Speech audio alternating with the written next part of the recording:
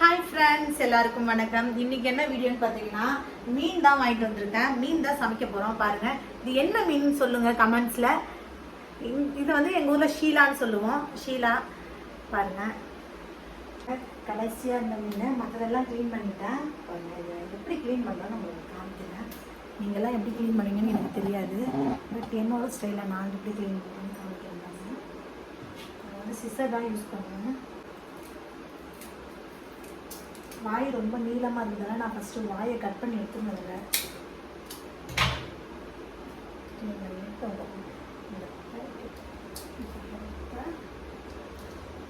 வச்சுட்டு இந்த இடத்த எடுப்போம். ஐயோ, இன்னைக்கு கூட சரியாக வர மாட்டேங்குதே. பேசலாம் அப்படியே வந்துடும். அவ்வளோதான், க்ளீன் பண்ணியாச்சு. இதில் அதிகமாக செதில்லாம் இருக்காது, அதனால் ஈஸியாக க்ளீன் பண்ணிடலாம். இந்த ஒயிட் ஒயிட்டாக இருக்கிறது மட்டும்தான் இருக்கும்.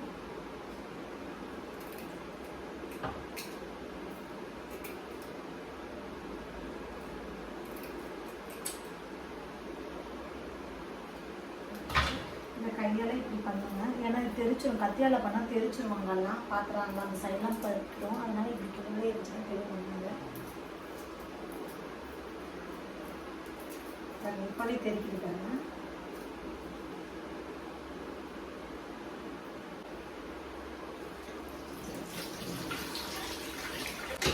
ஓகே, ஃபைனலாக க்ளீன் பண்ணியாச்சு.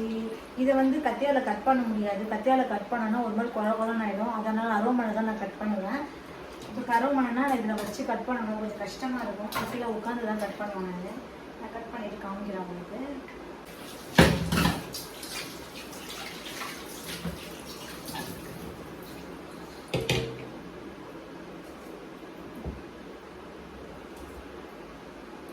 இதை நான் கட் பண்ணேன், ஆனால் அது கொஞ்சம் குழஞ்ச மாதிரி வந்துடுச்சு. அரோமில் கட் பண்ணால் தான் அது கரெக்டாக இருக்கும். அதனால் இந்த அரோமில் தான் கட் பண்ணணும்.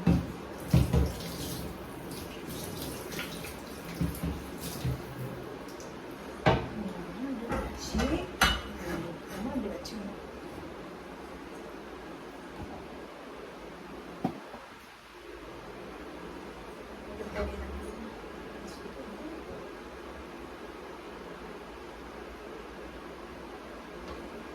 எடுத்து ஸ்ட்ராங்காக பிடிச்சிக்கிறது. அதுதான் ஊர்லன்னா அதெல்லாம் கீழே உட்காந்து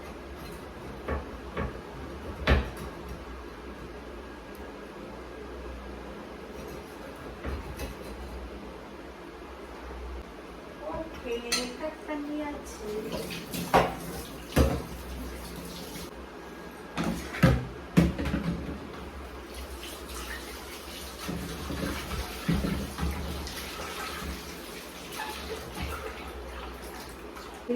ஃபைனலாக கொஞ்சம் மஞ்சள் போட்டு கழுவி எடுத்துட்டோன்னா குழம்பு வைக்க ஸ்டார்ட் பண்ணிடலாம்.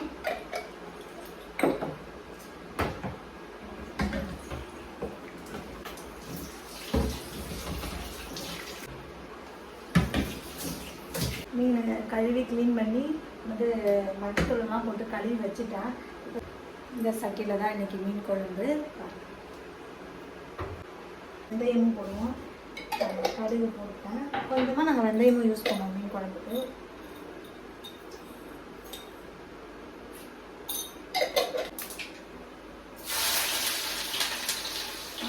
வெங்காயமும் பூண்டும் போட்டுட்டாங்க. வீட்டில் குழந்தைங்க இல்லைன்னா எவ்வளோ ரிலாக்ஸாக இருக்குதுங்க வேலை. வீட்டில் இல்லைனாலும் நமக்கு போர் அடிக்குது, இருந்தாலும் அவங்களோட டார்ச்சர் தாங்க முடியல, அவங்கள சமாளிக்க முடியல. பாருங்கள், உப்பு போட்டுக்கிட்டேன். வெங்காயம் வதங்கிறதுக்கு ஈஸியாக இருக்கும், அதனால் உப்பு போட்டுக்கிட்டேன். நான் பார்த்துக்கிறேன். இப்போலாம் ஓரளவுக்கு சிக்கன் செஞ்சாலும் இப்போ மண் தான் யூஸ் பண்ணுறேன். தக்காளி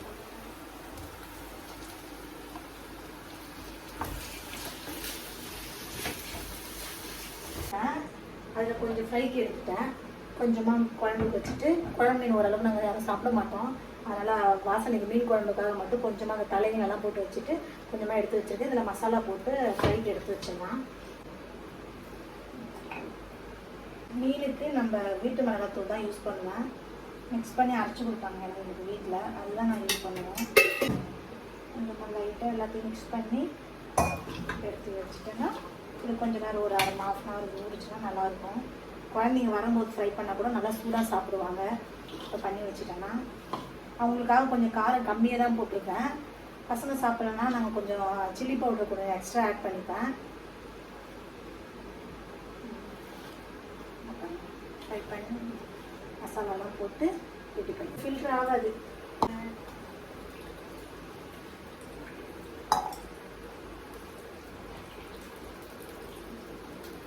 புளி உப்பு எல்லாம் போட்டுட்டேன். இப்போ காரம் கரெக்டாக இருக்கான்னு செக் பண்ணிக்கிட்டு கொஞ்சமாக வேணுங்கிற அளவுக்கு தண்ணி ஊற்றினா ரெடி ஆகிடும். ஒரு மூடி வச்சுட்டேன். குழம்பு கொச்சி வச்சுட்டா மீனை போட்டு ஒரு 10 நிமிஷத்துக்கு இறக்கிடலாம்.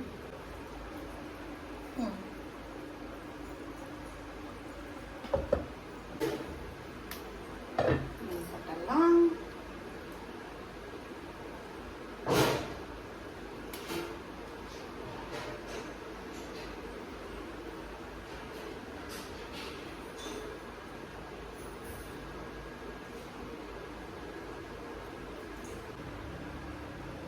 ஓகே, மீன் குழம்பு ரெடி.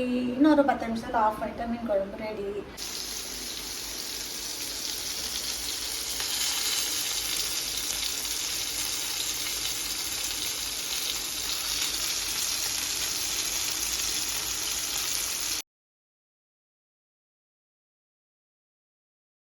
ஓகே ஃப்ரெண்ட், பாய். இந்த வீடியோ பிடிச்சிருந்தா லைக் பண்ணுங்கள், ஷேர் பண்ணுங்கள், மறக்காமல் சப்ஸ்கிரைப் பண்ணுங்கள். தேங்க்யூ, பாய்.